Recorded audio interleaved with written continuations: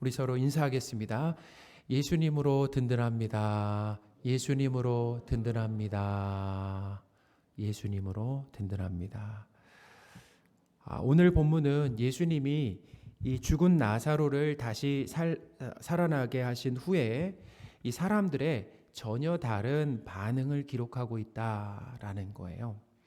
죽은 나사로가 살아난 이 기적은 요한복음에 나오는 7가지 표적 중에 이제 마지막입니다. 요한복음에는 7가지 표적이 있어요. 나사로를 살리신 표적은 마지막 표적이었다라는 거예요. 가나 혼인잔치에서 포도주가 떨어졌을 때 예수님은 물로 포도주를 만드셨습니다. 왕의 신하의 아들이 죽어갈 때 그를 고치셨고 또 38년 된 병자를 낫게 하셨습니다. 보리떡 2개와 물고기 5마리로 5,000명의 남자들을 배불리 먹이셨습니다. 또 갈릴리 바다 위를 걸어서 제자들에게 오셨다라는 거예요. 날 때부터 앞을 보지 못한 맹인을 보게 하셨고 죽은 나사로를 다시 살아나게 하셨습니다. 이게 7가지 표적이죠.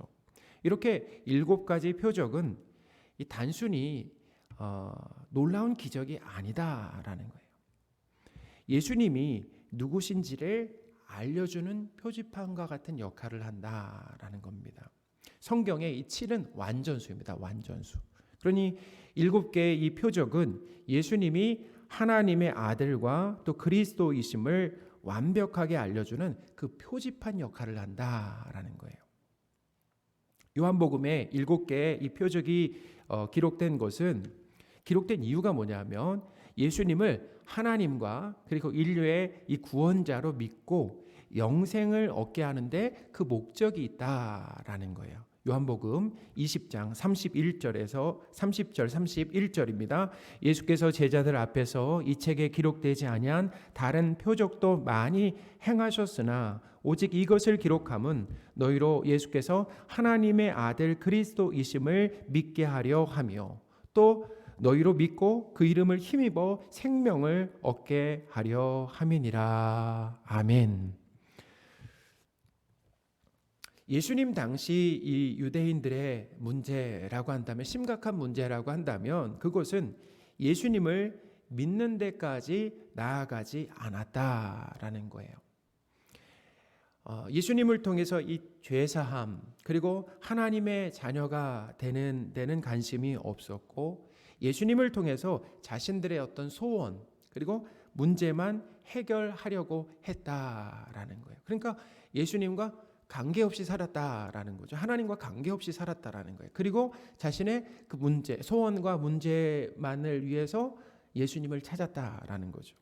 하나님께서 사랑하시는 성도 여러분, 예수님의 이 표적을 통해서 예수님을 믿고 영생을 얻으시는 복이 있으시기를 축원합니다. 예수님은 이 나사로를 죽음에서 살리는 이 표적을 통해 자신이 누구신가라고 하는 것을 가르쳐 주셨어요. 자신이 누구신가? 자, 어떤 분이라고요? 바로 부활과 생명을 주시는 하나님임을 보여주셨다라는 거예요. 그리고 이 나사로의 죽음과 부활이라고 하는 것은 예수님의 죽음과 부활을 예고했다라는 겁니다. 또 예고하고 있다라는 거예요. 많은 유대인들은 죽은 이 나사로의 장례식에 와서 나사로가 살아나는 이 표적을 보고 예수님을 믿었다라는 거죠. 복을 받은 거죠.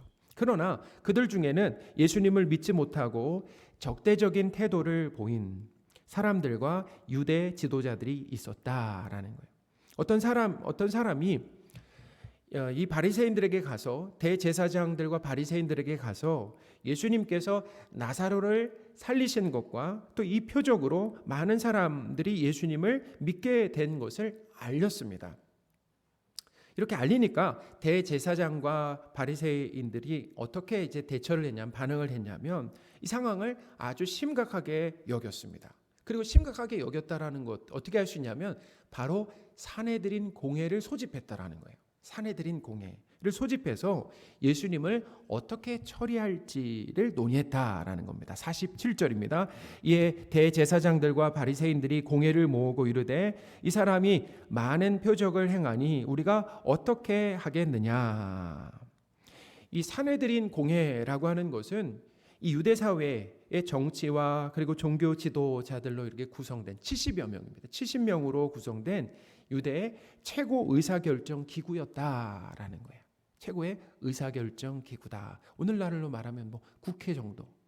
그렇게. 근데 거기는 행정과 사법, 종교 등 아주 중요한 사안들을 최종 결정하는 기구였고, 또 이것을 지금 로마 지배 아래에 있었지만 이 자치 기구를 인정해 줬다라는 거예요. 로마가 인정해 줬다라는 겁니다. 대제사장들과 바리새인들은 예수님의 이 표적을 인정했어요. 이 표적이라고 인정을 했는데, 그러나 예수님을 하나님과 그리스도로 믿지 않았다라고 하는 거예요. 왜 그들이 그렇게 예수님을 믿지 않았는가? 그들은 예수님을 믿는 것보다 자신들의 그 기득권 유지를 더 우선순위했다라는 겁니다. 더 우선시했다라는 거예요. 모든 사람이 예수님을 믿게 되고, 그리고 예수님을 따르는 이 무리들이 세력을 모아서 만약에 로마에 대항하면 로마로부터 허용된 이 자치권이잖아요. 지금 자치권이 무엇입니까? 바로 산헤드린 공회를 인정해 주는 게 자치권이잖아요. 근데 이런 자치권까지도 완전히 빼앗길 것을 두려워했다라는 거예요. 48절입니다. 만일 그를 이대로 두면 모든 사람이 그를 믿을 것이요, 그리고 로마인들이 와서 우리 땅과 민족을 빼앗아 가리라 하니. 사실 이 공회원들은 민족의 이 미래를 걱정한 것이 아니었습니다. 예수님으로 인해 자신들이 이 종교적 권위와 또 존경, 그동안 이제 예수님 이전에 받고 있었던 그 종교적 권위가 있죠. 또 존경이 있었습니다. 이 기득권을 빼앗기는 것에 대해서 이렇게 불안해했다라는 거예요. 겉으로는 종교와 민족을 위하는 것 같지만 속으로는 그 기득권, 자신들의 그 기득권을 잃는 것에 대한 그런 염려로 가득했다라는 거예요. 유대 이 지도자들을 통해서 깨닫는 것이 있습니다. 사람의 관심사라고 하는 것은 옳고 그름이 아니다라는 거예요. 보니까 옳고 그름이 아니다라는 거예요. 하나님의 뜻인지 여부도 아니다라는 거예요. 결국은 무엇입니까? 나에게 이익이냐 손해냐로 이르게 된다라는 거예요. 이것은 산헤드린 이 공회의 의장이었던 이 대제사장 가야바를 통해서도 알 수 있다라는 거예요. 대제사장 가야바는 이렇게 얘기했습니다. 한 사람이 백성을 위하여 죽어서 온 민족이 망하지 않게 되는 것이 너희에게 유익하다라고 발언을 했어요. 49절, 50절입니다. 그 중에 한 사람, 그의 대제사장인 가야바가 그들에게 말하되 너희가 아무것도 알지 못하는도다. 한 사람이 백성을 위하여 죽어서 온 민족이 망하지 않게 되는 것이 너희에게 유익한 줄 생각하지 아니하는도다 하였으니. 이 가야바의 이 발언은 한마디로 말하면 뭐냐면 이런 거예요. 유대 사회의 안정과 그리고 질서 유지를 위해 예수 한 사람을 어떻게 하자라는 겁니까? 예수 한 사람을 희생시키자라는 제안을 한 거예요. 예수님을 그러니까 정치적인 어떤 희생양으로 삼자라는 겁니다. 대제사장인 이 가야바는 성경적인 해석과 대안을 내놓은 것이 아닙니다. 대제사장인데요. 근데 그럼에도 불구하고 이 성경적인 해석 그리고 대안을 내놓은 것이 아니라 정치적이면서 어떻게 보면 세상적인 해석과 해법을 냈는데 그 이유가 뭐냐면 누구의 유익이라는 거예요? 자신들의 유익을 위해서 그렇게 했다라는 겁니다. 위협이 되는 인물을 제거해서 이 사회 안정을 찾자라는 거예요. 근데 그 인물을 보니까 죄가 있으십니까? 없어요? 죄가 없더라도 어떻게 해요? 죄인으로 만들어서 제거함으로 인해서 이 사회 안정을 찾자. 사실은 사회 안정을 찾는 것이 아니라 뭐라고요? 자신들의 기득권을 유지하자라는 거죠. 이런 생각은 이 한 사람을 강제로 희생시켜서라도 다수의 이익을 챙기자라고 하는 그냥 집단 이기주의다라는 그러니까 다수의 이익을 위해 한 사람을 희생시키고 포기할 수 있는 이 사회는 다수도 희생시킬 수 있는 사회다라는 거예요. 한 사람뿐만 아니라 다수도 희생시킬 수 있다라는 거예요. 이런 생각은 성경 곧 기독교의 이 가르침과 반대된다라는 거예요. 예수님은 이 한 마리의 양을 잃어버렸을 때 어떻게 하셨습니까? 어떻게 하신다고 하셨어요?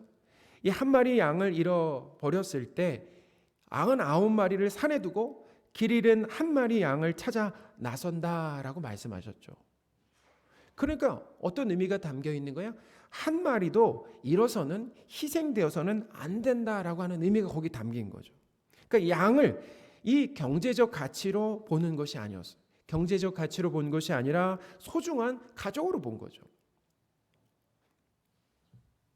그런데 하나님을 잘 믿는다라고 하는 이 대제사장들까지도 이렇게 이기심에 붙들려 자신들의 유익을 위해 예수님을 강제로 죽이려고 모의를 했다라는 거예요. 대제사장의 이런 자기중심적인 모습은 바로 죄인의 가장 본질적인 기본적인 모습이다라는 거예요. 그러니까 누구의 모습입니까?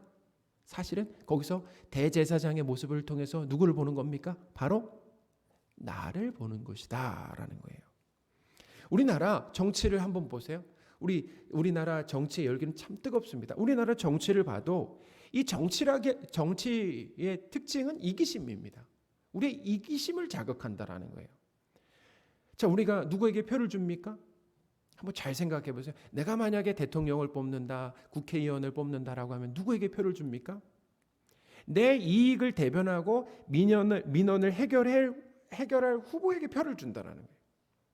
다른 사람의 이익을 대변하는 이 정치인을 어떻게 생각하냐면 적으로 간주합니다. 어떤 판단과 결정을 할 때 나에게 가장 중요한 기준이 무엇입니까? 옳고 그름입니까? 하나님의 뜻입니까? 아니면 내 이익입니까? 대부분 그냥 저를 봐도 대부분 내가 이 모임에 갈까 말까를 결정하는 것도 이것이 하나님의 뜻인가 아닌가가 아니라 이 모임이 나에게 이익이 되는가 이익이 안 되는가 이런 기준이라는 거예요. 시간과 돈을 쓰는 것을 봐도 참 이기적이다라는 거예요. 나한테 쓰는 것은 아끼지 않는데 다른 사람에게 쓰는 시간과 돈에는 참 인색하다라는 거예요. 쇼핑을 해도 내가 갖고 싶은 것, 내가 먹고 싶은 것 위주로 구입합니다. 우리 기도 제목을 봐도 그래요. 나와 내 가족을 중심으로 참 이기적이라는 거예요.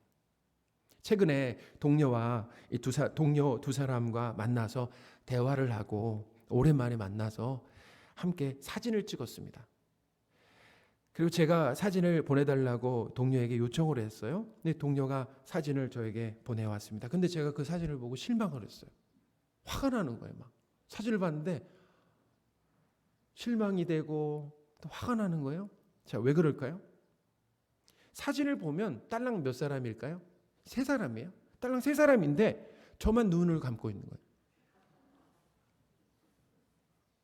아니 제 여러 장을 찍는 걸 봤는데 잘 나온 사진을 좀 보내지 하면서 제가 막 불평을 하고 거기서 아마도 동료는 자 누가 제일 잘 나온 사진을 보낸 거예요? 아마 그런 것 같아요. 제가 물어보진 않았는데 아마 동료는 자기가 제일 잘 나온 사진을 골라서 보낸 것 같습니다. 그런데 화가 이렇게 좀 가라앉고 생각해 보니까 동료의 모습이 바로 저의 모습이다라는 거예요. 다르지 않다라는 거예요. 여러분 만약에 단체 사진을 찍으면은 자 누구를 제일 먼저 찾습니까? 거기서 누굴 찾아요? 나죠. 내가 잘 나왔으면은 사진 아유 참 잘 찍었네, 잘 나왔다라고 얘기하는 거예요. 내가 없는 사진에는 관심이 없습니다. 대화를 할 때도 마찬가지입니다. 내가 대화할 때는 신나게 말을 하지만 다른 사람이 말할 때는 딴 생각을 하고 집중하지 못하고 아유 참 오늘따라 이렇게 말이 많다 불평하게 된다라는 거예요. 사랑하는 성도 여러분, 신앙생활이라고 하는 것은 바로 내가 얼마나 이기적인 사람인지를 발견하는 겁니다. 발견하고 깨닫고 인정하는 과정이 바로 신앙생활이다라는 거예요. 참 놀랍습니다. 뭐가 놀랍냐면 신앙생활을 함으로 인해서, 하나님을 믿게 됨으로 인해서 그걸 깨닫게 된다라는 거예요. 우리가 그것을 다 깨닫고 하나님을 믿은 것이 아니라 신앙생활을 시작하고 나서 이제 하나님과 교제 가운데, 말씀 가운데 나 자신을 비춰보는 거 아니겠습니까? 우리가 빛 대신 예수님이 우리를 찾아오심으로 말미암아 어둠이 밝게 드러나는 거 아니겠어요? 우리가 보지 못했던 모습들이 드러나는 거 아니겠습니까? 우리의 이기심이 드러나는 거죠. 신앙생활을 함으로 내가 이기적인 것을 알고 인정하게 된다라는 거예요.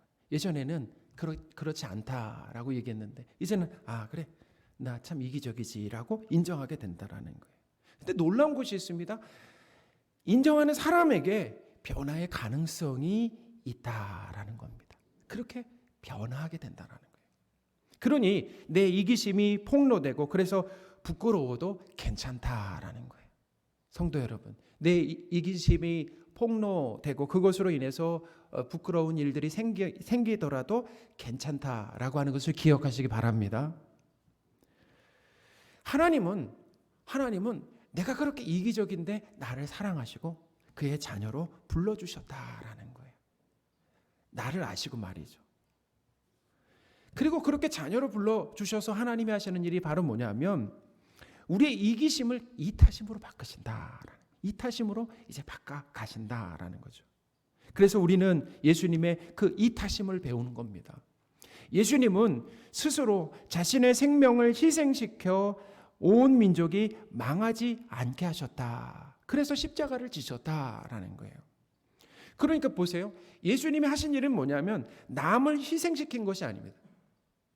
예수님 남을 희생시키신 것이 아니라 내가 희생해서 다른 사람을 살리는 것이 바로 예수님의 십자가만 아닙니다. 예수님의 삶이면서 가르침이었다라는 거죠. 오늘 본문은 이기심과 이타심의 대결입니다. 대제사장들과 유대인들은 이기심으로 예수님을 죽이려고 결정을 했어요. 예수님은 이타심으로 그런 이기적인 죄인들을 위해 생명을 내어주시고 그리고 내어주시기 위해서 유월절에 그 때를 기다리셨다라는 거예요. 자, 언제 죽으시려고 했다고요? 유월절에 죽으시려고 했다라는 거예요. 이 유월절이라고 하는 것은 이스라엘의 장자들이 어린 양의 희생으로 사망해서 구원을 받고 결국에는 종으로 살던 애굽에서 구출된 것을 기념하는 절기였죠. 대대로 지켜왔습니다. 예수님의 십자가 죽음이 유월절에 맞춰진 이유가 있어요. 왜 굳이 유월절을 선택하셨는가? 그것은 예수님의 이 십자가 죽음으로 인류를 죄의 지배와 그리고 죄의 형벌에서 구원하시려고 하는 그 목적을 미리 알려주시는 것이고 그리고 유월절의 진정한 성취요 완성이었다라는 거예요. 그러니까 유월절은 그림자요 예수님이 실체다. 그래서 예수님이 유월절의 진정한 의미를 어떻게 하신 겁니까? 성취하시고 이루셨다라는 거예요. 예수님이 십자가에 죽으신 것은 왜 죽으셨는가? 우리의 이기적인 죄 때문이다. 우리의 이기적인 죄 때문이다. 자기 중심적으로 사는 우리 대신해서 예수님이 십자가의 형벌을 받으셨습니다. 예수님은 십자가에서 죽으심으로 우리의 이기심에 대한 벌을 받으시고 우리에게 죄사함의 선물을 주셨다라는 거예요. 그러므로 이제는 이 이기심에 붙들려 노예로 살지 않고 이제는 이타심에 다른 사람의 유익을 위해서 사는 이 이타심에 이끌려 살도록 성도 안에서 도우신다라는 거예요. 자, 어디서 도우신다고요? 바로 성도 안에서 도우신다라는 거예요. 죽음에서 부활하신 이 예수님은 성도 안에 내주에 계신다라는 거예요. 여기 안에 내주에 계시는 거죠.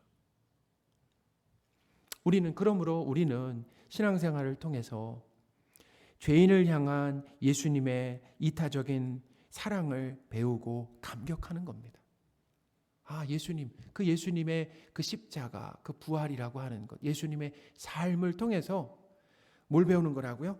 바로 죄인을 향한 예수님의 그 이타적인 사랑을 배우는 거예요. 그리고 배우면서 뭐 하는 겁니까? 감격하는 거예요.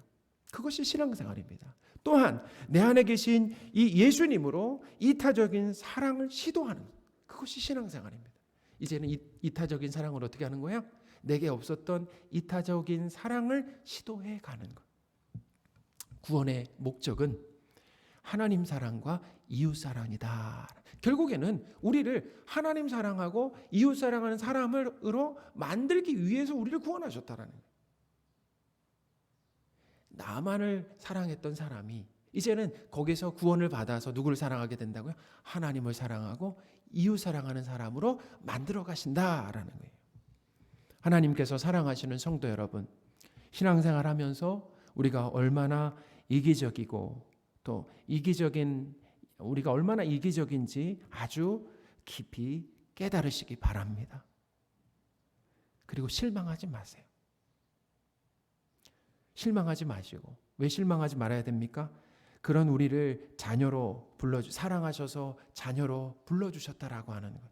하나님이 그것을 다 아시고 어떻게 해요? 우리를 자녀로 불러주셨다라고 하는 거예요. 그래서 우리는 실망하지 않고 그런 이기적인 우리를 하나님의 자녀로 불러주신 하나님은 어떻게 하는 겁니까? 찬양하는 겁니다. 찬양하는 거예요. 또한 이기적인 우리를 결국에는 이타적인 사람으로 만들어 가실 하나님께 감사하는 것이다 라는 거예요. 우리를 어떻게 만드실 거라고요? 이타적인 사람으로 지금도 만들고 계신다. 부활하신 예수님이 성도 안에 내주하심으로 우리는 이타적인 삶을 배우며 훈련하게 되었다라는 거예요. 하나님께서 우리를 이 땅에 남겨두시는 동안 우리가 무엇을 해야 될 것인가? 예수님처럼 내가 희생해서 다른 사람들을 유익하게 하는 이 삶을 배우며 사시는 저와 여러분이 되셨으면 좋겠습니다. 아멘.